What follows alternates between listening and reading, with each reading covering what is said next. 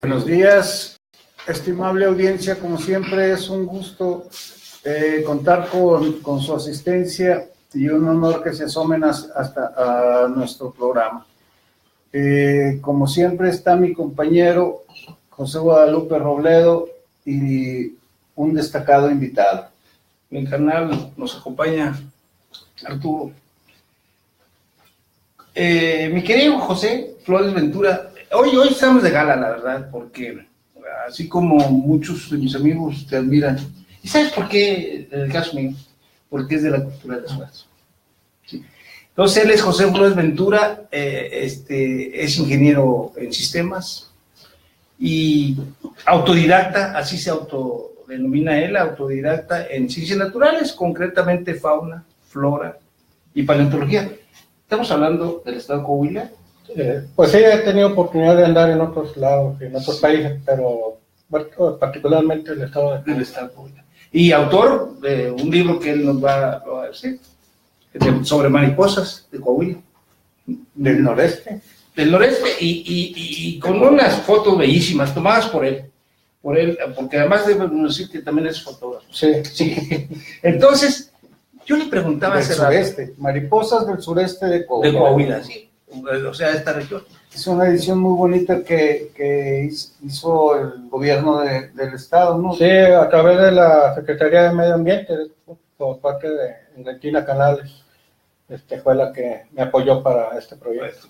Es muy bonito el libro, pero además déjame decirte una cosa. Yo te preguntaba, afuera de la cámara, yo le preguntaba a José Flores Ventura que cómo había nacido esto, porque él es ingeniero en sistemas, pero cómo había nacido esto, si como hobby o pasatiempo, lo de su, podemos llamar querencia, amor amaciato con las ciencias naturales. Sí, pues en un primer momento, ¿cómo nació? Pues desde niño apenas podía, yo creo, caminar y hablar, ya me llamaba la atención las montañas, las sierras. En esos tiempos íbamos mucho con nuestros abuelos maternos, mis hermanos y yo, allá para Jamé. Entonces íbamos seguido allá, pues, y ya sabes que en los ranchos pues te suelta como si fueras una chiva. Entonces ahí andamos en el campo, ¿verdad? Subiendo ahí las laderas, conociendo el bosque. Entonces fue como me impactó bastante este primer encuentro, ¿verdad? Ya sabes tú que los primeros encuentros te impactan de alguna forma ya para toda tu vida. Sí. Las primeras vivencias en la niñez, sí, ya sea para bien o para mal, te impactan para siempre. Entonces, ese impacto generó en mí un interés muy profundo y de mucho respeto hacia la naturaleza. Cuando ya tuve la suficiente edad para salir solo, pues lo hacía. En ocasiones, por ejemplo, en la escuela, era raro en esos tiempos que no hubiera clases, pero cuando llegaba a hacer en esas ocasiones, pues yo me iba para la Sierra de Zapalinamea, iba a caminar hacia allá y llegaba a un punto de ya me ponía a descansar y a mirar toda la naturaleza. Entonces, en esos trayectos, pues yo me iba encontrando construcciones antiguas, hallaba fósiles, hallaba flores, cactus, plantas. Entonces, pues yo me prometí en esos primeros momentos que algún día tendría que documentar todo eso, ¿verdad? Para el conocimiento, porque yo, por ejemplo, quería saber sobre alguna planta, iba a la biblioteca, porque no había internet en ese tiempo, pues, y no había nada de libros, no había nada. La biblioteca de aquí, de la Alameda, o acá la que está acá en Pos, ¿verdad? La central. Entonces, haz de cuenta que yo iba y quería, ¿no? Pues investigar sobre la naturaleza, sobre plantas, y a lo mejor sí había, pero era de España, de Estados Unidos o de otros lados, entonces no podía yo tener algo de aquí, y buscaba después en otras bibliotecas o hacía correspondencia por ejemplo, con la UNAM, con otras partes, y no encontraba específico de aquí de Coahuila o de regiones aquí cercanas. Entonces había un déficit tremendo de documentación acerca de cualquier cosa, o sea, incluso históricas. Entonces, cuando fui creciendo, afortunadamente, mucha gente como yo, como tú, se abocó a escribir sobre lo que también le había tocado vivir y encontrar. escribir, por ejemplo, sobre la batalla de la Angostura, escribir sobre no sé, la naturaleza, lo de Cuatro Ciénegas, lo de Madera del Carmen, arquitectura. Lo de los dinosaurios. Por ejemplo, con Carlos Manuel, pues empezó a escribir sobre los indios de aquí. Y el grupito que, por ejemplo, yo me integré mucho a un grupito de paleontología, Sí. que era por parte de la Normal, Isauria, y algunos otros que andábamos acá por fuera. Entonces, se llegó a generar tanto interés a nivel público el tema sobre los fósiles, sobre los dinosaurios, que en un momento se llegó a la conclusión de que teníamos que tener un museo. Sí. Entonces, pero primeramente... Ese museo es el orgullo de Saltillo. Sí. Y tú eres de fundador de ese museo. Sí, me invitaron en 1998, 99, me invitaron a que les ayudara a formar la primera parte de la colección paleontológica. Y ahí hay muchos fósiles que los donaste, tuyos. Sí, hay una dentadura de un tiburón del Pérmico, que estamos hablando de hace 290 millones de años, o sea, 3 veces más antiguo que los dinosaurios, más de 3 veces, 4 veces. Está ahí uno que encontré acá para lo que es la zona del silencio, una dentadura en forma de hélice, y el nombre del tiburón es precisamente Helicoprión, porque tiene forma de hélice sus dientes. Entonces es el ejemplar más completo de México. Sí, han hallado anteriormente. En términos de tiburón.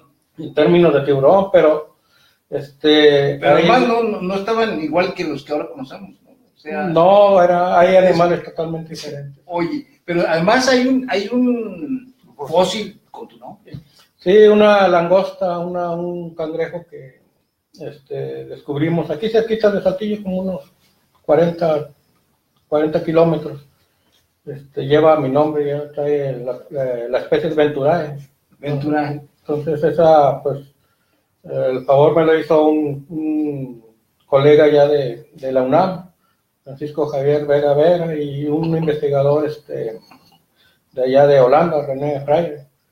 Son los que hicieron el favor de bautizar. Porque en ese museo también pusieron tu nombre junto a otros cofundadores en un muro, ¿no? Sí, una pared donde los fundadores ahí nos hicieron el favor de escribir nuestro nombre. Y aparte, pues las piezas que he donado tienen su plaquita y el nombre de quien las donó. Entonces ahí hay, por ejemplo, hablando sobre las mariposas, hay unas lajas de piedra que los indios de aquí de Coahuila representaron a la mariposa. Está en la sección de arqueología, entran casi inmediatamente.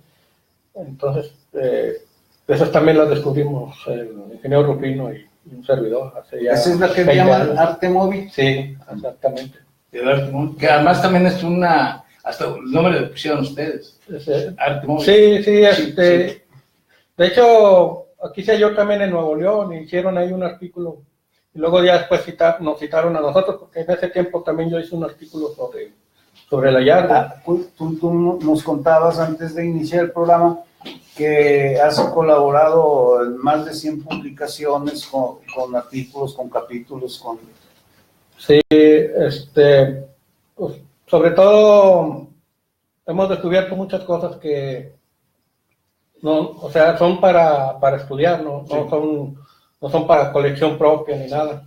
Entonces, hemos descubierto, por ejemplo, en el caso de los fósiles, y ya yo me pongo en contacto con los especialistas. Por ejemplo, oye, me hay un cangrejo, pues ya sé a quién acudir, ¿verdad? Me hay un amonite, oye, ya sé a quién acudir, y entonces si hay un proyecto, pues se hace una colaboración internacional con las universidades de Alemania, con universidades de Estados Unidos, de Italia, aquí en México con la UNAM. Ahorita que mencionabas a la UNAM y a la Normal y a Isauria, te ¿te tocó participar en el equipo ese que encontraba a Isauria, que se consideraron el primer dinosaurio de Coahuila reconstruido? No, no me tocó todavía, pues yo estaba un poco todavía joven, entonces no me tocó, pero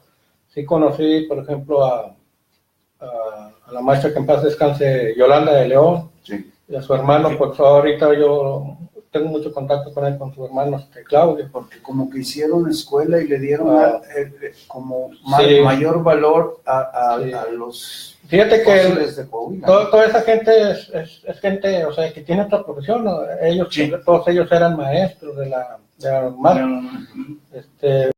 En el caso, por ejemplo, de Belinda Espinosa, una maestra muy reconocida, que trabaja todavía ahí en la normal, pues ella estudió después la paleontología. En el caso de otro maestro también, Rubén Rodríguez de la Rosa, él también hacíamos pláticas, y él fue muy joven a esas pláticas que nosotros hacíamos, y le interesó tanto la paleontología que ya de grandes estudió, y ahorita es un muy buen reconocido paleontólogo mexicano. Entonces, en esos tiempos, cuando empezamos, hacíamos también pláticas en escuelas. Muchos niños, muchos jóvenes se interesaron y después agarraron esa carrera, y ahorita, pues, afortunadamente son ya profesionales en la materia. José, yo quedé corto, José puede hablar con mucha autoridad de la arqueología de este estado, vamos a hablar de este estado. Sí. En paleontología es muy rico, Coahuila. Es muy rico.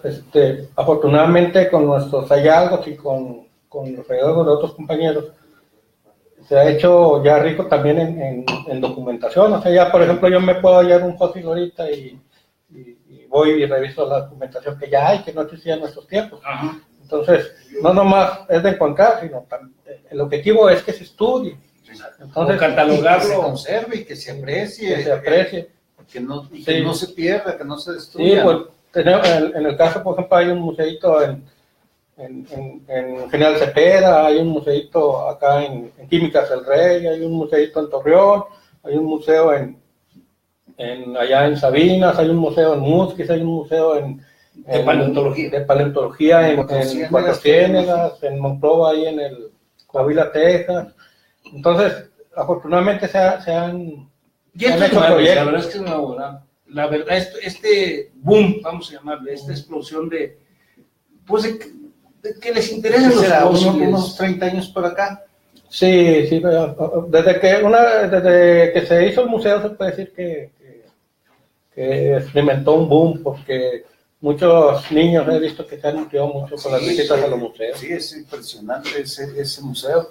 ¿Y por qué crees, o por qué, si tú lo sabes, creen que a Rogelio Montemayor se le ocurrió hacer un museo del desierto? Bueno, era lo que te decía ahorita, que ya era una presión como una olla express tanta de tantos descubrimientos. Exacto. Y tanta opinión pública de que decían, oye, debemos de tener un museo, porque cada semana, por ejemplo, publicábamos aquí con José Guadalupe, publicábamos, yo te daba de un artículo, Rufino te daba uno, y hablando Rufino de la arqueología, yo de la paleontología. Sí. Entonces, y aparte en otros periódicos también publicaban, entonces ya era mucho interés de la gente, de tener un museo donde tener todo este material, y aparte de nosotros, pues otras gentes como nosotros también que hacían sus luchitas por otro lado, pues, descubriendo y documentando y escribiendo también. Entonces, y en arqueología también es rico. Arqueología, yo pienso, fíjate que yo he tenido la oportunidad de conocer otros lugares, y yo he visto aquí del propio vista los lugares de aquí, y yo pienso que Coahuila, y sobre todo el sur de Coahuila, en cuanto a grabados rupestres, es el más rico de toda América. Yo me acabo de decir eso, de toda América. Hay lugares que, por ejemplo, cada cañada, cada promontorio rocoso tiene grabados, y los vas contando y suman miles y miles. Hay una que conté que son 20 kilómetros continuos de grabados y pintura rupestre. O sea, 20 kilómetros, échate 20 kilómetros caminando. De aquí a Ramos. En cada kilómetro, en cada piedra un grabado, Y hay lugares donde se amontonan bastante, hay otros donde un poco disminuye, pero sigue habiendo. Entonces te lo avientas 20 kilómetros y de puro grabado. Quítame una duda. ¿Qué piensas tú, José Flores Ventura, sobre para qué era esos grabados? ¿Para qué? Mira, te voy a contestar de una forma muy que tú, para que la entienda la gente. ¿Cuánto llevamos nosotros aquí como ciudad o después de los españoles? ¿Cuánto te gusta que llevemos? 400 y feria de años. Y te vas a las orillas de la ciudad o aquí en la ciudad o afuera, ¿y cuánta basura encuentras? Un montonal. Ellos tuvieron 10,000 años para dejar sus vestigios. O sea, si nosotros con 400 años ya tenemos un mugrero por donde quiera, de vestigios, entre comillas, y marcado. Imagínate 10,000 años. Mensaje, ¿no? O sea, 10,000 años para dejar sus mensajes. Sí, pero la pregunta era, ¿por qué, vamos, te voy a poner un ejemplo, ¿por qué dibujar las huellas del oso? Bueno, hay dos posibles significados. Hubo un momento donde no tenía yo que grabar nada, porque todo lo conseguía fácil. Entonces, por ejemplo, yo iba a cazar un venado o un oso y pues aquí a la vuelta de la esquina lo cazaba, ¿verdad? Porque había mucha abundancia. Cuando se escaseó por sobrecaso, por cambios climáticos, lo que tú quieras, se escaseó la comida, entonces ya tenía que recurrir yo a los dioses, A la magia. a la magia. Entonces, una forma de magia es grabar una huella de oso o un venado para atraerlo, ¿verdad? Entonces, esa es una explicación una posible explicación de los grabados, por qué están ahí, ¿verdad? ¿Por qué los hicieron? La otra es, no, pues simplemente lo casé y por agradecimiento, pues voy y pongo el grabado, ¿verdad? Y las manos. A mí, ¿sabes qué es lo que más me sorprende? Las manos. Las manos. Es un símbolo universal, o sea, tú vas allá a las cuevas de Lascaux, de allá de Europa, y las manos siempre están presentes en todo el mundo. Es un recuerdo tuyo, es cuando vas, los chavos de ahora van y rayan, aquí estuvo fulanito, ¿verdad? Sí, o sea, en ese tiempo la mano era tu firma, era tu de que tú estuviste ahí, tu huella permanente para siempre. En paleontología somos muy ricos, en Coahuila. Estoy hablando yo del estado, te voy a decir por qué. Porque a veces estamos aquí parados y no sabemos dónde estamos parados. O no sabemos dónde vivimos. Y si no conocemos, no lo vamos a apreciar, y mucho menos sí, lo vamos a cuidar. es una de las preocupaciones de nosotros, mía propia, de que me interesa mucho conocer para saber qué es lo que hay que cuidar, ¿verdad? Qué es lo que hay que valorar. Entonces, conociendo, en este caso, por ejemplo, te voy a decir de fósiles. Por ejemplo, de 1998, que se publicó el primer artículo sobre un fruto fósil, hasta el 2005, fueron 5 frutos fósiles de aquí, de la región de Parra, de General Cepeda de Ramos. 5 frutos fósiles desde el 1998 hasta el 2005. Pues nosotros en ese periodo descubrimos 100 nuevos Son nuevas especies de especies de frutos fósiles. Entonces, fíjate que muchas veces los descubrimientos pues, le ganan a la capacidad de escribir. Ahí, por ejemplo, te podría responder lo de la riqueza de los fósiles, de la paleontología, hablando exclusivamente de frutos fósiles. Entonces, imagínate, esos 100 frutos pues, tengo para un siglo casi para estudiarlos y para saber acerca de ellos. Sí, y ahorita está en un proyecto. A mí me fascina mucho los frutos fósiles porque la naturaleza la debes de estudiar de abajo hacia arriba. O sea, en este caso desde las plantas hasta los dinosaurios en la paleontología, no al revés de los dinosaurios hacia abajo, ¿verdad? Entonces así es, porque muchos van al museo y quieren ver los dinosaurios y esto y lo otro, pero un mundo muy fantástico son sobre las plantas. Ahí, Ahora háblanos de la flora también. Antes de que abordes eso, es muy rico entonces Coahuila en las cuestiones fósiles. Pero dime una cosa así como niño, te lo voy a preguntar. Las plantas de antes, estamos hablando de cuántos millones de años, 300 millones de años, por decir algo, ¿cierto? Las plantas de antes eran iguales a las de ahora. Fíjate que O parecidas, o dime algo que me... Había unas muy diferentes, pero la mayoría eran muy parecidas. Y en el caso de Coahuila es una región muy valiosa a nivel mundial, porque de aquí se originaron plantas que hoy conocemos en todo el mundo. Te voy a poner un ejemplo, el plátano. El plátano aquí nació como plátano, ¿verdad? O aquí en esta área de Norteamérica. Era un plátano muy pequeño, como los plátanos que comemos ahí en antes el maíz era chiquito. Entonces, haz de cuenta que aquí se originó y luego ya pues, se espació allá para otras partes del mundo, particularmente el sureste de Asia. Otro fruto, por ejemplo, la pitolaca, que es una fruta que se parece mucho a la mora. También aquí se originó y de hecho todavía existe aquí en Norteamérica y en otras partes. Entonces, muchas especies de aquí que existen actualmente en el mundo aquí se originaron, como tú dijiste, el maíz, el tomate. Allá desde antes ya había, aquí de esta región era muy importante y era particularmente rica en especies, pero esas especies nomás aquí existían, no existían allá para Estados Unidos a veces o hacia Canadá. No, porque abajo, ya abajo era mar. Era un mar, pero para sí era continente hacia abajo. Dame un recorrido así rápido porque la verdad es que no tenemos esa cultura, sinceramente. Esto es nuevo. Coahuila, ¿estuvo abajo del mar hasta cuántos años? Hubo ciclos, por ejemplo, en el Jurásico, bueno, vamos más antes, el Térmico era casi completamente mar. Había unos pequeños volcanes hacia lo que hoy es Químicas El Rey, por esa región de 3 manantiales, había una región volcánica que sobresalían del mar, eran islas, y allá hacia Maderas del Carmen, pero todo lo demás era más profundo, muy profundo. Estamos hablando de cuántos millones. 290. Y ahí había tiburones y cocodrilos. 290 millones. Había fauna como tiburones. Particularmente era pura marina, lo que se quedó conservado.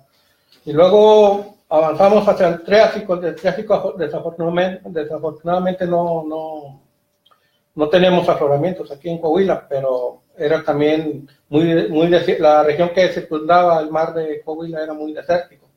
Entonces había aparecido a Arabia Saudita ahorita. Que no hay muchas ciudades ahí. No hay muchas. Entonces nos ubicamos al Jurásico. En el Jurásico ya se empieza a levantar la tierra aquí en Coahuila. En Coahuila lo ¿Jurásico cuántos años atrás? Son 190. Todavía existían los dinosaurios. Sí había, pero aquí no se quedaron conservados todavía. Sí, okay. Entonces había unas pequeñas islas acá para el sur de Saltillo, y en lo que es la Sierra de Paila hacia Torreón había una península, una lengua de tierra, y alrededor pues había un mar muy rico en fauna. Y luego ya nos brincamos al Cretácico, al principio del Cretácico, ahí sí ya empezaron los dinosaurios. Seguía, de repente el mar invadía mucho el agua, incluso existió un periodo muy frío, o sea, periodo glaciar, que se vinieron varias especies del norte a habitar acá para el sur de Saltillo. Es una miona. Es una monita y un belemnite, se llaman. Los dos son cefalópodos, y estos habitaron el sur de Coahuila porque, se vino el frío muy fuerte. Entonces, los cambios climáticos, si tú sabes estudiar la paleontología, vas a ver que no es nuevo de hoy, o sea, existió desde hace mucho tiempo, y han existido, o sea, van a existir todavía. Entonces, el cambio climático es una constante, vamos a decir, en la naturaleza. Claro.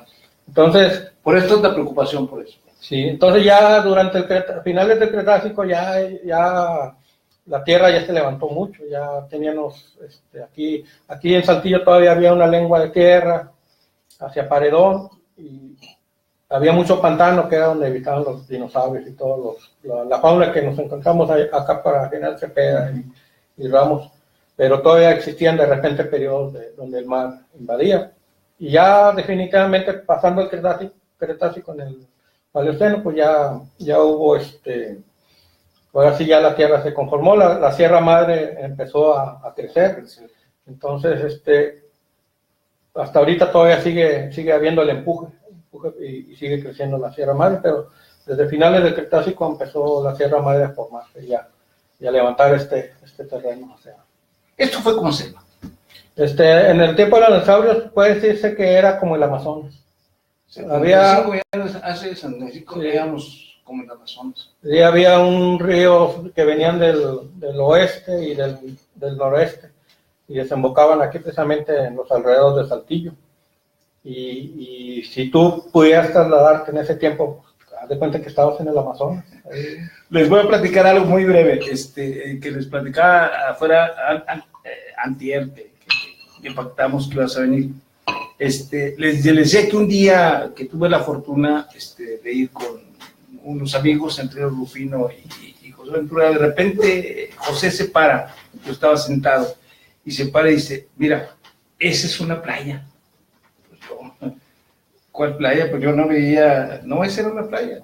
Y me decía, aquí ha de ver este tipo de casi microscópicos, fósiles de un caracolito, pero además se ve el caracolito muy bien, o sea, y ahí ya estamos todos, así parecía cómico, todos para depilar, para levantando esto.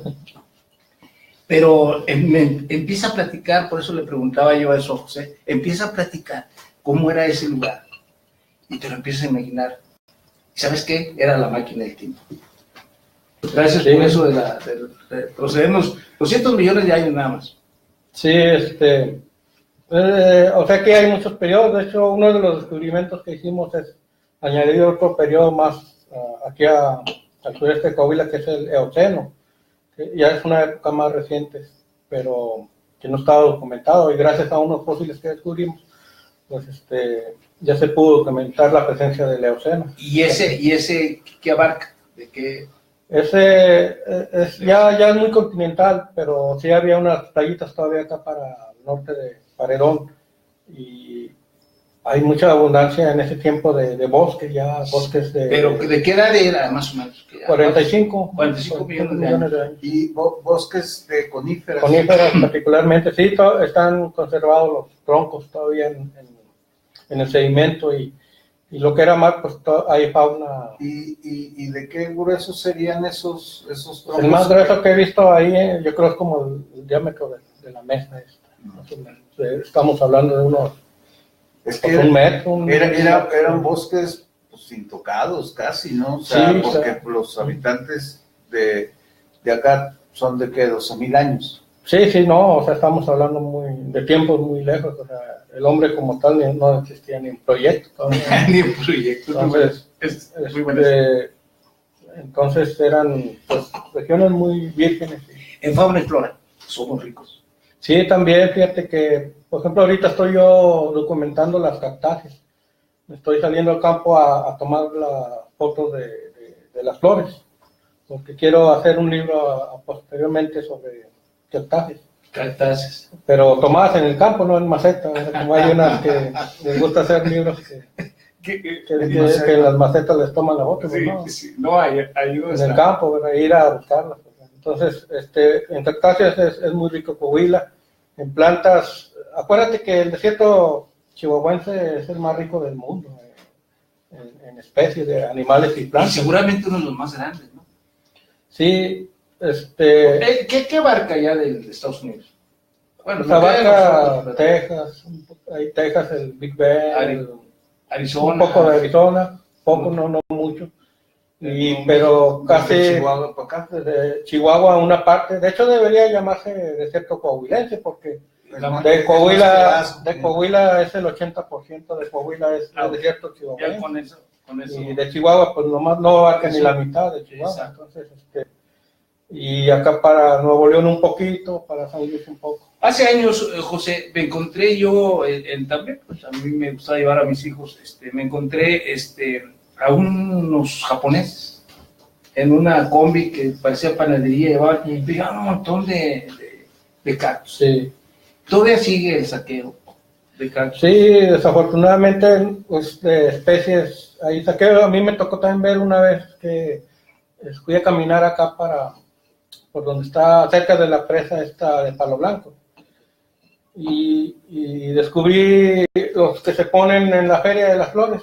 Uh-huh. Ya ves que vienen muchos del sur. Sí. Pues andaban saqueando unas siempre vivas que crecen ahí, unas plantitas que parecen como maguey chiquito, se llama siempre viva. Sí. Dan una florecita así larguita, muy, muy bonita, color rojo. Entonces la estaban saqueando y ya me iba yo acercando con ellos y se fueron. Sí. No, pero estos eran japoneses. Entonces te digo, desafortunadamente sí, que ojalá yo hubiera esos japoneses haber tenido un permiso, ¿verdad? No. Incluso uno de ellos, el que iba manejando, me comentaba que en Japón vendían a $200, $200 cada plantita. Sí, eso hubo un auge como de los 80 hasta el 2000, más o menos, de saqueo, bastante saqueo. Me han comentado la gente incluso de los ranchos donde voy, de los ejidos, que les pagaban muy bien. Sí. Afortunadamente hoy yo pienso que hay mucha vigilancia y ya se ha detenido, pero claro, estamos expuestos, es un terreno muy grande de Coahuila, es imposible vigilarlo. Y por ejemplo, los que uno ve así a la venta en esos ferias de flores, en lugares donde venden plantas. Deben tener una etiqueta, de que este es cultivado y es para comercializar. Okay. Si no la tiene, pues mejor no la compres. Exacto, para que la gente diga, diga, un buen consejo eso. debe tener una etiqueta, si no, no la compres porque no estás ayudando a la naturaleza. Sí, a la conservación. Fíjate, por suerte, José, en favor de gentes como tú, preocupados por la ciencia y por conservarlo, por lo que hay, lo que ya nos dejaron. Por suerte, las generaciones que vienen son muy preocupadas por el medio ambiente. Sí, es una cosa que a mí me ha gustado. Muy preocupadas, más preocupadas que nosotros. Sí, son conscientes. Sí. Ahora lo que yo les sugeriría es esa preocupación convertirla en conocimiento, para que ese conocimiento los lleve a cuidar, a apreciar, a conservar y no nada más opinar. Porque además, déjame decirte otra cosa que yo aprendí con ellos, ¿no? En el momento en que algo te interesa y algo lo empiezas a conocer, te metes en la máquina del tiempo de la evolución, sí. De la evolución y no puedes entender más que de ahí venimos. Nosotros somos y empiezas a comprender la grandeza de todo, ¿no? Sí, exacto. Y la importancia de las cosas. O sea, te dices, pues, lo que nos rodea pues, es la ciudad, es lo que vemos, pero en realidad lo que nos rodea es inmenso. Sí, empiezas, como dices tú, a comprender la grandeza de todo y la pequeñez de uno. Sí. O sea, ¿por qué? Porque en estos temas yo creo que hay que ser humildes en que nunca vamos a saber nosotros todo y tenemos mucho que hacer por la naturaleza. O sea, yo creo que el primer paso ya se dio, ya se va a completar, que es concientizar a la gente, a los jóvenes sobre todo. Ahora el siguiente paso es actuar. O sea, ya no conformarnos con que me preocupa que se esté quemando la Sierra Zapalinamé, me preocupa que se estén perdiendo especies. Hay que actuar como sociedad, como la primera generación realmente que podemos hacer algo. Para exigir reglas, leyes, sí. Gente que cuide y que proteja. Fíjate, allá en 1984, un señor pues, se preocupaba mucho de que el cerro del pueblo estuviera pelón, sin nada ni una planta. Y él se puso solito a tirar semillas de esto, del otro, de aquello. Sí. Pues él en su conocimiento pensó que iban a salir los árboles ahí, pero no. Pero bueno, esa es una lección que siempre me acuerdo yo, porque la intención la tuvo, ¿verdad? Sí. Lo que no había en ese tiempo era el conocimiento. Exacto. Entonces, ahora ya tenemos intención, conocimiento, pues ahora sí hay que actuar. Y si en ese primer momento pues no funcionó, pues al menos le sirvió de comida a los pajaritos, ¿verdad? Ese episodio que es muy interesante porque yo vi uno, creo que en la India, donde también un señor se dedicó durante 20 o 30 años a sembrar cada día algunos arbolitos, así chiquitos, y ahora es un bosque. Pues él sí digamos, consiguió el conocimiento para saber cuáles iban a reforzarse y a replantarse. Pues aquí los de la narra, ¿verdad? ¿Te acuerdas cuando los empezaron a plantar? El pedazo de enfrente, sí. ¿Por qué habiendo tantas? Porque lo acabas de decir tú, es rica en fauna. ¿Por qué las mariposas? Porque búscame tú un libro sobre mariposas. No te digo de Coahuila ni digo de México. Búscame un libro. No hay. Por eso lo hice, O sea, no hay ningún libro de mariposas en México. Hay unos, pero no, son no con rigor científico. No, a lo mejor sí, pero no que tú puedas tener a la mano. Son contadísimos. No hay algo así que tú digas que lo puedo leer porque están en línea.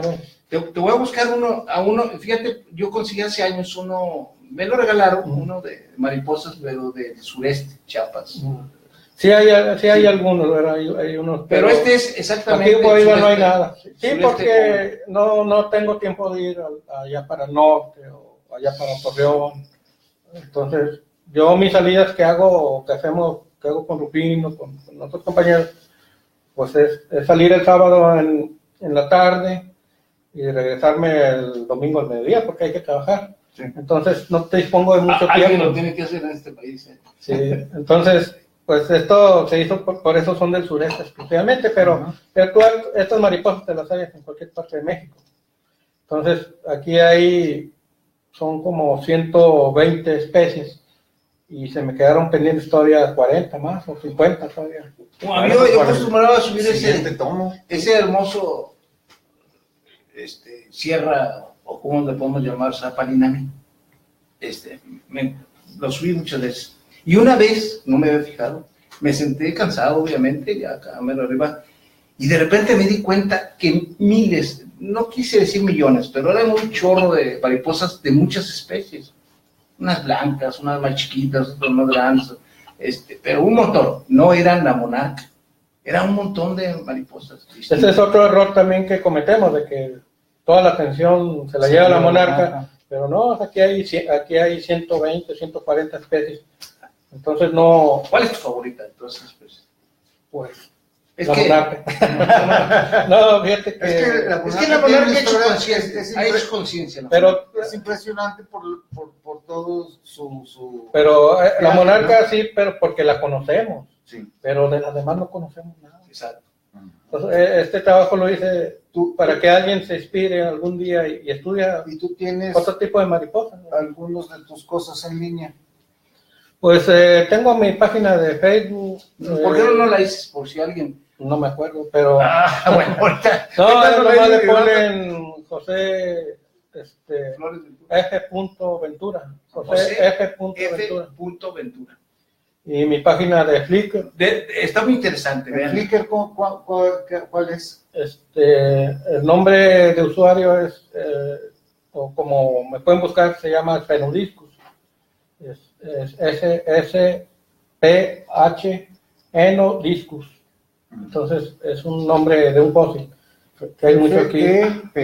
Es Sfenodiscus. Entonces tengo pues otras por ejemplo, naturalista, tengo ahí donde subo mis hallazgos, que es una comunidad de los que les gusta la naturaleza, y ahí pueden, por ejemplo, tú te fotografías un día una mariposa, la subes ahí y ya en 5 minutos te la identifican. ¿Esa página cómo se llama? Naturalista. ¿Esa también es tuya? No, esa es de la Conavio. Esa es de la Conavio, pero esa es una página que ellos abrieron para que los que les gusta la naturaleza suban fotos. Háblese de aficionados o profesionales. Entonces suben fotos y las comparten, y si no saben el nombre de la especie que subieron, entre la comunidad se identifica. Había un amigo mío, José, lo voy a mencionar, el padre Usabiaga, el cura Usabiaga, que decía que el hombre era el único que con conciencia ponía su huella para trascender. ¿Verdad? Y yo estaba acordándome de eso cuando pienso que tú trascendiste ya al área de la ciencia con el nombre ese de la langosta. Ahora sí. Sí, no, son cosas. Un libro igual, había otro, un compañero que ya falleció, él decía, bueno, pues al menos yo ya escribí mi libro, ya no soy del común de la gente, ¿verdad? Ya me puedo morir tranquilo. Decía eso. Confucio decía del agua. Él escribió sobre la batalla de la Angostura. Confucio decía, se ha llegado a ser el primer, ya se ha llegado a ser hombre cuando se ha tenido el primer hijo, se ha plantado el primer árbol y se ha escrito el primer libro. Lo cual tú ya lo eres, ¿no? Sí. Ya. Hay que preocuparse los que no han escrito un libro, los que no hemos escrito un libro no hemos hecho nada de esto. Porque ahorita que hablábamos de Zapalinamé, en días recientes hubo un incendio y a la comunidad saltillense le importó, o sea, habló mucho, opinó mucho, le dio mucha visibilidad al incidente y probablemente haya habido buena atención y solidaridad de parte de los ciudadanos. En tu opinión, ¿cómo se debe visitar la Sierra de Zapalinamé, que es la que nos queda más cerquita, que nos atrae más de inmediato? ¿Cómo recomendarías tú a la gente que quiere ir a visitar? ¿Qué es lo que tiene que ver? ¿Qué es lo que tiene que cuidar? ¿Qué es lo que tiene que aconsejarle a los demás que vea que no hagan? Fíjate que lo primero que hay que hacer es ir a esos lugares con un profundo respeto. Nuestros antepasados no eran tontos al creer que la naturaleza era una divinidad. Sí. No eran tontos en ese aspecto. Entonces, con un profundo respeto. ¿Por qué? Porque yo soy el extraño que voy hacia ella. Entonces, ese es el primer concepto que debes de tener. Lo siguiente, pues igual con ese mismo respeto vas a tener sobre las plantas, sobre no maltratar, ¿verdad? No estresar. No dejar basura. En esta Semana Santa, híjole, cómo se expresa la naturaleza, la verdad. O sea, te echas una vuelta a la presa del Tulillo y ves toda cubierta de basura. Cualquier arroyito, cualquier sombrita que esté ahí, hay presencia de nosotros. Entonces, el primer punto es tratarla con un profundo respeto y si no la tratas con ese respeto, pues se te va a voltear. Sí. Se te va a voltear. Ahorita, ¿cuánto llevamos de sequía? Meses. Vamos a entrar a una más. Entonces, las poquitas lluvias son las que ayudaron a contener contenerlo, ¿verdad? Entonces se te está volteando, o sea, es una lógica, hay que pensar con lógica, ¿verdad? Claro. Si no planto un árbol, pues nunca voy a tener frutos. Acuérdate, esto aquí funciona, a cada acción corresponde una reacción, en la misma intensidad, con la misma fuerza. O sea, lo que pasa es que, bueno, pues... Fíjate, va a llegar un momento donde ya va a ser tan crítico, que ya, como especie, ya somos muchos. Entonces va a haber un momento donde ya se te va a prohibir incluso tener más de 2 hijos. Si antes la naturaleza no llega y te una rasurada, ¿no? De 3.500 millones. Antiguamente eran las pestes. Es que la naturaleza tiene su forma de protestar. Te manda enfermedades, ya te mandó el SIDA, ya te mandó la fiebre, antiguamente la aviar, la peste, la viruela. Está protestando la naturaleza. Sí, por eso hay tantos con millones. Hay tantos virus en el medio. ¿Cuál es, en la cuestión de la fauna, además de la mariposa, cuáles son las cosas, las especies que se pueden decir que Coahuila es rico en eso? Pues aquí, hablando de la Sierra de Zapalinamé, tenemos a la cotorra serrana, por ejemplo, esa es endémica de aquí de Zapalinamé y tantito acá de Nuevo León. Y esa llega a la ciudad, yo me acuerdo ahí, Sí, en la Alameda. ahí En la Alameda, ahí está. en la casa hay un guajolote, nogal. No, Exacto. Bueno, ahí llegan como 20. Señores, Sí, los nogales Vienen como 20 y llegan haciendo relajo. Pues eso todas las ¿verdad? mañanas, grite y grite. sí, por eso tienen el pico especializado para triturar Es el que la tiene cáscara. así el pico. No, lo tiene, o sea, Porque robusto. hay un animal que Sí, ese es otro. sí, es otro. Como tijeras. Ese es como tijeras, pero para sacar el Sí. piñón. Ese sí es nada más come piñón. Sí. Entonces esa especie, vamos a decir, es de las características de aquí de Coahuila, ¿verdad? Pero igual hay, por ejemplo, en los reptiles, pues tenemos la tortuga de allá de Cuatro Ciénegas, La de Bisagra. la de Bisagra, tenemos la tortuga de Mapimí, tenemos la tortuga esta de nosotros acá, de la tortuga de tierra que le hicimos, y hay otros tipos de lagartijas endémicas, que nomás, por ejemplo, hay una que existe nomás en las lagunas, en las dunas de Bilbao, hay otras que nomás existen ahí en Cuatro Ciénegas, hay otras que existen aquí en las sierras de Apelinamé, una lagartija negra. Entonces, cada región tiene su... ¿Tú cómo te imaginarías o reconstruirías la flora y la fauna del Valle de Saltillo a la llegada de los españoles en 1570? Pues lo escribió Alberto del Canto, lo describió cuando venía llegando, dice que se asomó, ¿verdad? Ya por la sierra, ya era tarde cuando llegó. Entonces dice que a lo lejos pues vio un valle de mezquites y de pinos, y que a lo lejos veía las manadas de bisontes recorriendo el valle por entre los mezquites, y se levantaba la polvadera. Sí.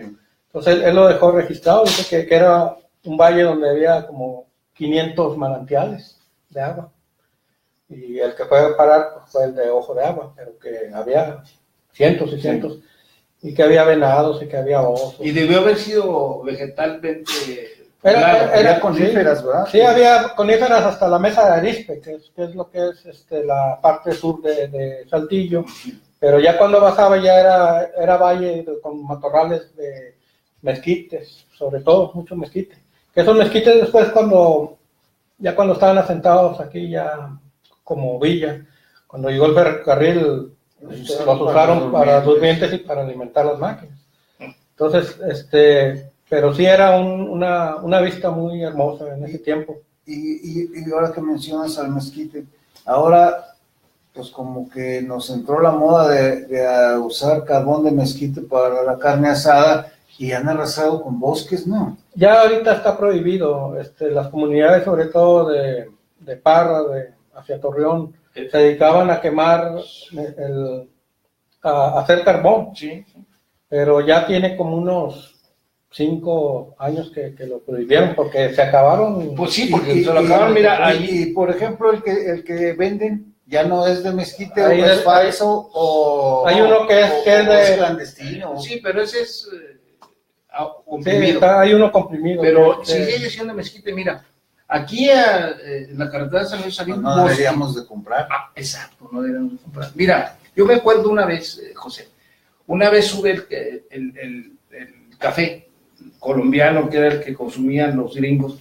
Yo fui a la frontera, yo no digo que voy a Estados Unidos, yo fui a la frontera, y pues no, se te acerca alguien y dice, no consuma café, hasta que baje el precio. Hacían, ¿cómo se llama? Campañas para protegerse.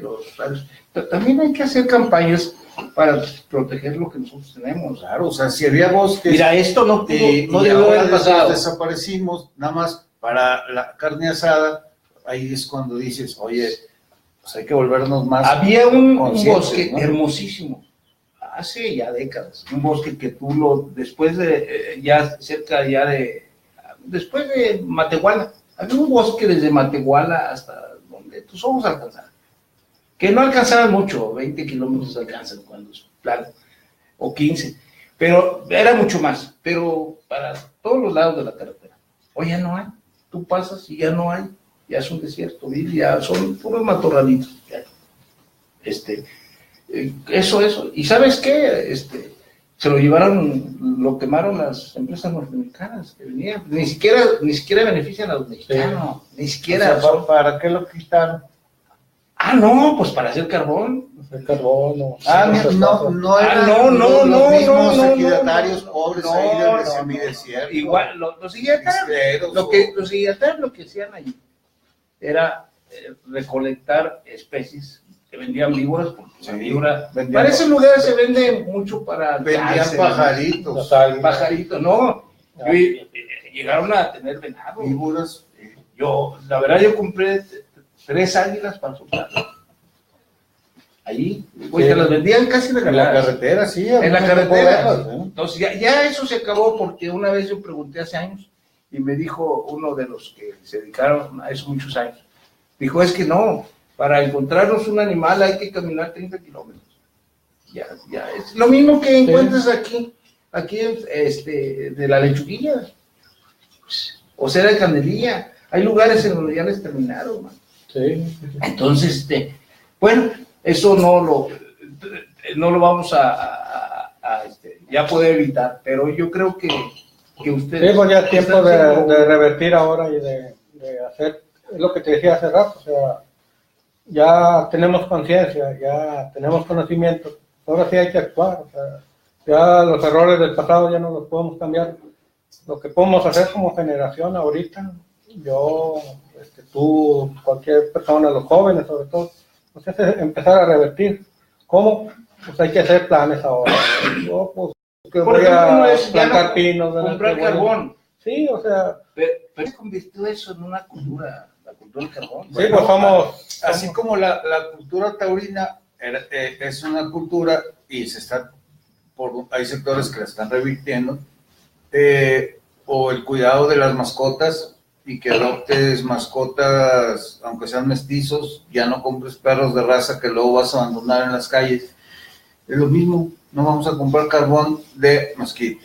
Y además, fíjate, que tengan etiqueta y que digan, fue hecho con autorización, cuidado, reposición del árbol, lo que sea, ¿no? Porque además, déjame decirle, aparte de los que se llaman mascotas hechizas, por ejemplo, las razas de perros nuevas, tienen muchos problemas los animales. Sí, todos, no les falla el olfato, la cadera, se les desloca. Exacto, sí. Entonces, mientras que usted compre cosas raras, o sea, animales raros hechos por el hombre, pues también eso. El vandalismo en la arqueología. Sí, pues desafortunadamente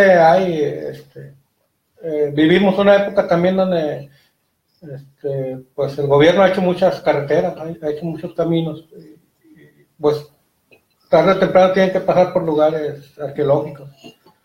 Entonces existe una ley donde se deben de proteger esos lugares. Cuando vas a abrir un camino tienes que recolectar piezas arqueológicas y también incluso los cartazos tienes que reubicarlas. Y existe por ley. Y si lo están haciendo, porque ahora las carreras se concesionan a extranjeros. Sí, extranjeros o a españoles. O sea, los mismos. O sea, yo he visto proyectos donde sí se ha hecho. Por ejemplo, se hizo con la carretera aquí, la autopista a Monterrey. Sí. Ahí yo tengo, de hecho, el trabajo ese donde fueron a rescatar la arqueología que había ahí. Entonces, hay otros casos, por ejemplo, hay una piedra que se cayó en el museo ahí donde ampliaron ahí una carretera, entonces sí hay, pero nunca se respeta, o sea, hay veces que sí hay otros lugares donde no existe, pero yo también me he enterado de denuncias ciudadanas que se han hecho cuando se está abriendo un predio y la autoridad va y les para el proyecto, ¿verdad? Mira, por ejemplo, aquí enfrente de la Rosa, nomás para decirte algo, digo para que además te dé coraje. Enfrente de la Rosa, ahí donde vas para Torreón, en donde hace el tronque para ir a Cepeda. Allí toda esa parte le metieron para hacerlo plano. Sí. Había peyotes, yo allí iba a caminar. Y había mezquites. Mezquites, todo eso. Sí, había un campamento de Pemex hace mucho. Pero había mucha flora y fauna, muchas cosas así. No, pues ahí había garcitas o gallinetas o como le llaman. Por ahí pasa el el arroyo de Patos, que en algunos lugares pues, parece río, está grande el Sí. arroyo de Patos. Entonces, a toda esa área le metieron, no sé qué iban a hacer porque no han hecho nada, le metieron y levantaron todo. O sea, quedó la pura tierra, ¿no? Entonces, ¿cuáles son tus proyectos? Fíjate, pues yo pienso todavía seguir saliendo hasta donde el cuerpo aguante. Y estoy documentando mucho la flora, la fauna que me encuentro, que me atravieso, los lugares arqueológicos. Ahorita ya tengo 30 años saliendo al campo, de documentación. Por ejemplo, en mi página de Facebook subo una foto diaria de algún hallazgo. Y tengo material para en 30 años seguir Tu página poniendo. de Facebook es abierta para que Sí, o sea, sumen los seguidores, ahí no nada más escribo pongo like. yo nada personal, nada de, que estoy tomando bien helado aquí, no. Cualquier interesado en el tema, Sí. nada más le da like o solicita Teniendo acceso. No es público, Ah, pero pues si quiere añadirse ahí a los amigos, pues ahí se puede hacer. Teniendo tantas cosas que decir, ya Sí. me imagino yo, me estoy tomando un café, Un café con ¿Cuántas fotos tienes? Porque Rufino hablaba que tenía muchísimas, ¿no? Pues, cuando eran las cámaras análogas, yo tengo como unas 15,000, yo creo, no sé, 20,000, no sé cuántas. Y en digital ya perdí la cuenta porque cada salida que salgo me traigo entre 300 a 500 fotos. Y tengo, en digital tengo desde el 2008 para acá. Oye, ¿tienes tiempo de clasificar? Pues fíjate que no sé cómo le hago, pero sí. Sí, tengo- sí las tienes clasificadas. Sí. ¿Sabes qué, José? Yo te lo reconozco y la verdad te lo admiro. Tú no estás haciendo solamente para que los que vivimos contemporáneamente contigo leamos cosas, sino lo estás haciendo para la trascendencia, para que alguien venga, alguien que se interese por las mariposas, Suez Coila, venga Sí. y vea el libro. Lo que estás haciendo pues en función de eso. Y, No sé si y te- que no sé, visite eso su página. de las porque eso fotos. que va a subir. Sí, o sea, fotos diarias. fíjate que afortunadamente cuando nosotros empezamos a encontrar paleontología, fósiles, hubo gente que se interesó, te digo, de Alemania, de Italia, de Estados Unidos, de aquí mismo de México, y se hizo muchos trabajos, se hicieron bastantes trabajos, aún se siguen haciendo. Entonces nuestro trabajo, le digo yo a Rufino, que es como una lanza, pero nosotros somos la punta. Entonces vamos abriendo brechas para que otros atrás se vayan interesando. Por ejemplo, en los hallazgos que hemos hecho, por ejemplo, está las huellas del porvenir de Jalpa, las huellas que estaban plasmadas en las placas de los vehículos. Ese lo descubrimos nosotros, descubrimos también. Son los güeyes dinosaurios. Sí. Sí, o sea. Descubrimos nosotros esa huella. Pues ahí fui contigo. Sí, descubrimos también pues el arte móvil, descubrimos Los geoglifos. los geoglifos, hemos descubierto cientos de sitios arqueológicos que no se conocían antes. Hemos descubierto, por ejemplo, el dinosaurio, el Coahuiloceratops. Hemos descubierto muchas cosas que ahorita ya se me van, por eso necesito escribirlo porque ya muchas cosas se me están olvidando. Oye, pero seguramente, a ver, es una pregunta, si no quieres contestármela no hay nunca. Seguramente han encontrado cosas. Por ejemplo, cosas que ustedes dicen que se deben conservar, ni siquiera lo vamos a decir porque vienen y las saquean. Quien sea, autoridades de algún Vándalos, museo, inconscientes, o lo que sea. por decirte un entierro más o menos elaborado, no nada más. En algún recodo. Sí los has visto cosas así, Sí. que nada más crees que tú. Sí, hasta que sea a lo mejor la oportunidad de mostrárselo a alguien. Y que sea seguro. Porque ahora yo, por ejemplo, en paleontología yo les exijo primero, los que vayan a estudiar lo que descubrimos, que primero que las cosas se queden aquí en el museo, aquí en Coahuila. Segundo, que se tenga un proyecto bien elaborado. Y tercero, que si es una especie nueva, esa especie lleve el nombre de algún lugar de aquí de Coahuila. O sea, de la localidad, de un cerro, de un personaje histórico. Entonces, gracias a a eso ya hay muchas especies que tienen nombres de aquí de Coahuila. Bueno, ellos fueron bueno, ellos junto con muchos de sus fans como yo, los que hicieron posible que el gobierno volteara a poner un dinosaurio a las placas, man. O sea, tierra de dinosaurios. A eso se tenía diciendo. Claro, sí. Yo conozco de hace mucho tiempo a Flores Ventura, Arfino no se diga, pero, y teníamos por eso, hasta que finalmente se logró. Sí, claro. Porque digo, sí, efectivamente son una tierra de dinosaurios. Sí, ya está abajo de ese lugar, digo, no se hubiera descubierto si no hubiéramos nosotros pasado por ahí. Hubo mamuts aquí. Sí, muchos. Decía hace rato que cuando yo era niño me iba a las colonias que recién se estaban haciendo acá para las fundadores. Sí. Iba pues yo iba en mis ratos libres para recoger los pedazos de cobre que desechaban los que estaban haciendo las casas, y botellas y todo para venderlos, para tener algo para comprar o comer. Entonces, en mis ratos libres hacía eso. Y cuando estaban las calles así sin pavimentar, de repente el agua traía huesos de mamut. Entonces, yo ahí me encontré una vez una muela de mamut y huesos, ahí en las calles de esas incipientes colonias todavía. Y en los periódicos hay relatos también de aquellos tiempos donde se hallaban huesos acá en el Cerro del Pueblo. Y yo, como a mí me gustaba mucho andar de pata de perro ahí por toda la ciudad,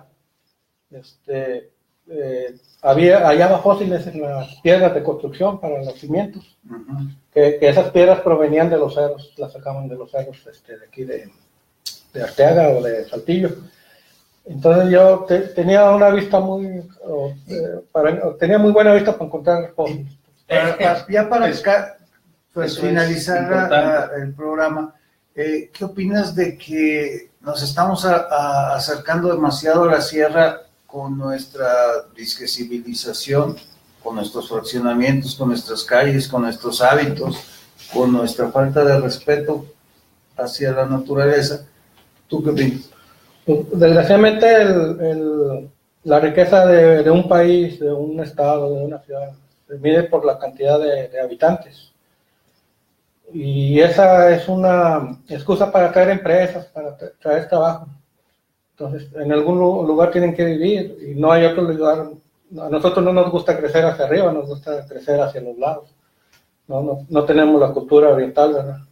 Entonces, es algo inevitable. ¿Por qué? Porque así lo exige el progreso, y quieras o no, pues somos humanos, y si pones en la balanza el progreso contra la naturaleza, pues va a ganar darle de comer a nuestra familia tarde o temprano. O sea, desgraciadamente así es, pero se puede hacer, pero hay que buscar las formas de cómo hacerlo correctamente. Por ejemplo, hay un proyecto donde se está ampliando la carretera ya para la orilla de la sierra, allá por Mirafiera, por arriba. Sí.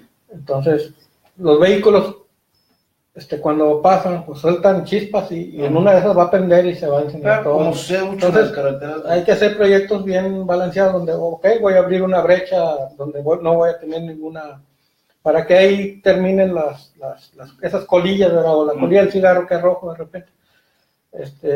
O sea, se puede convivir con la naturaleza, y hay muchos lugares en el mundo donde está demostrado, pero hay que hacerlo de forma inteligente. O sea. Mira, por ejemplo, esto que pasó ahorita que también es cierto que hicieron mucho cuento mediático porque empezaron a ver que les interesaba, en las redes empezó a ver. Sí, o sea, siempre lo cierto es que nadie dijo esto.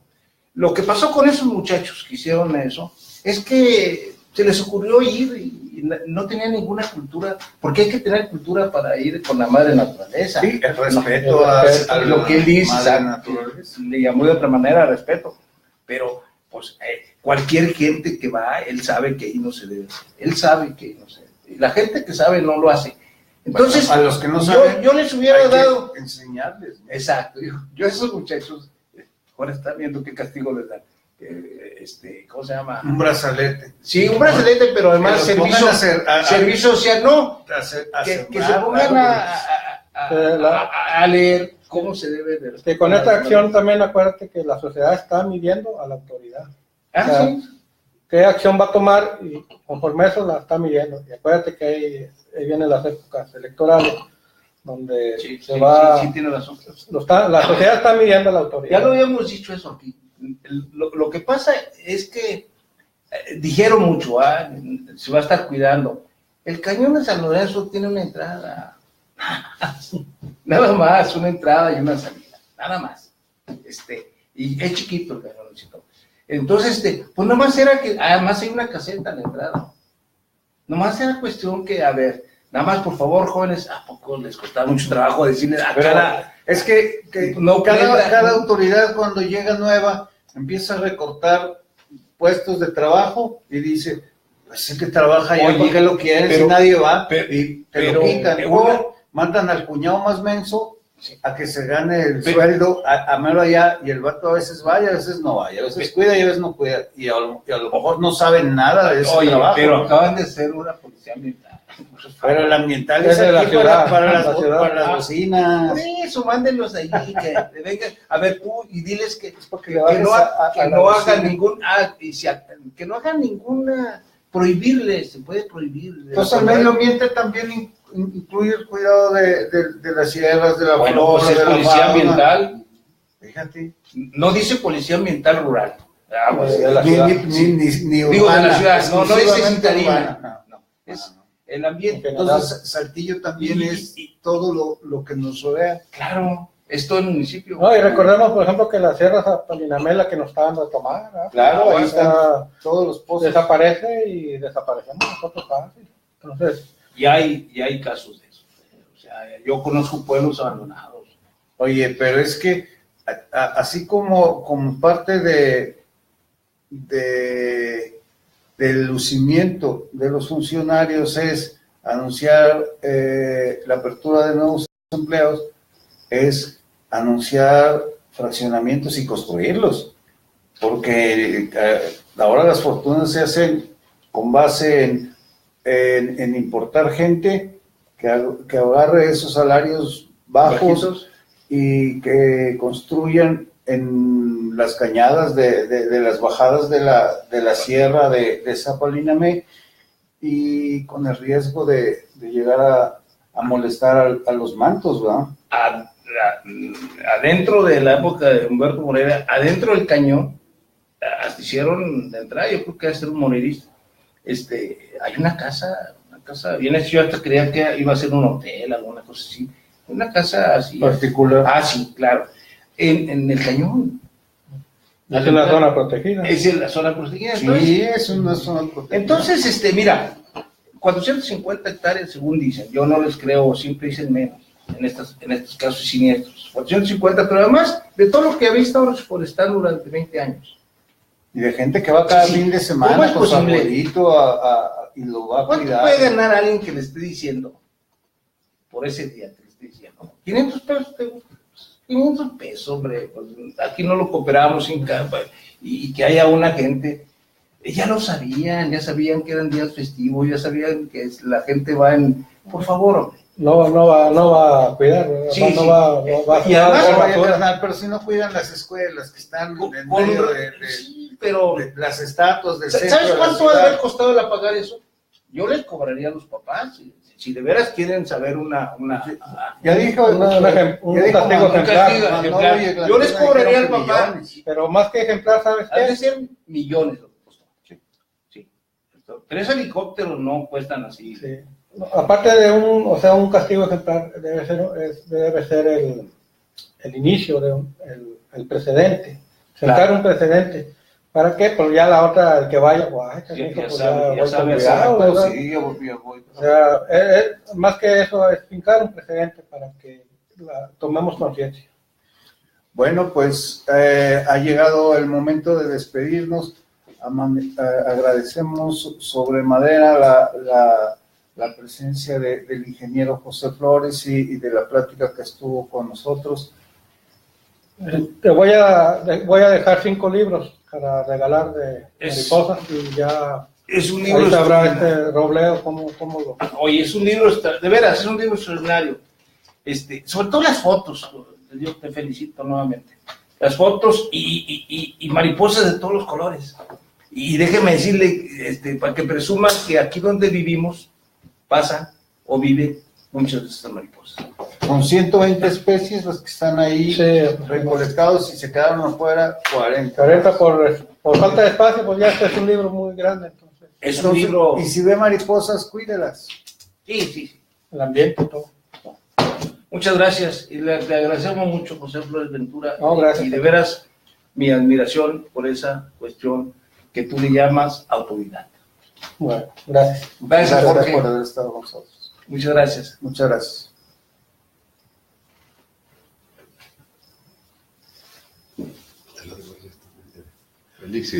También agradecemos, como siempre, a quienes hacen posible este programa, nuestro productor Rafael Izquierdo y nuestro director Félix Riojas Aguayo. Si no nos corre. Sí, si no, discúlpenos. No lo va a ver, no, si nos corta la transmisión, el canal, todo. Sí, discúlpenos. Gracias. Y luego les decimos cómo La mecánica de la mecánica de los libros. para los libros, Y va a ser muy importante tener uno de estos. Están hermosos estos Sí, libros. está hermoso. Es un libro muy hermoso. Muy bien hecho.